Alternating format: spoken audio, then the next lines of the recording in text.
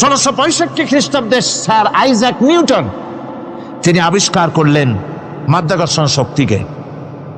এই মাধ্যাকর্ষণ শক্তি, law of gravitation, এ সম্পর্কে মানুষের এই থেকে কিছু জানলো, কিন্তু আজ থেকে 1400 বছর আগে আল্লাহ রাব্বুল আলামিন তার উম্মি নবী, যিনি কোনো বিজ্ঞানাগারে লেখাপড়া করেন নাই, কোনো সায়েন্স রিসার্চ করেননি, যিনি কোনো কলেজ ইউনিভার্সিটিতে পড়াশোনা করেননি, তার মাধ্যমে জানিয়েছেন মাধ্যাকর্ষণ শক্তির কথা। কোরআন বলছে, ইন্নাল্লাহা ইউমসিকুস সামাওয়াতি ওয়াল আরদা আন তাজুলা। এই পৃথিবী এবং সমস্ত গ্রহ উপগ্রহকে আল্লাহ পাক বলছেন, আমি এমন এক শক্তি দিয়েছি যে শক্তির মাধ্যমে একটা আরেকটাকে আকর্ষণ করে রাখছে।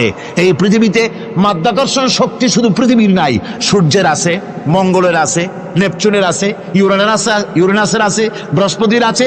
প্রত্যেকটি গ্রহের আলাদা আলাদা মাধ্যাকর্ষণ শক্তি আছে।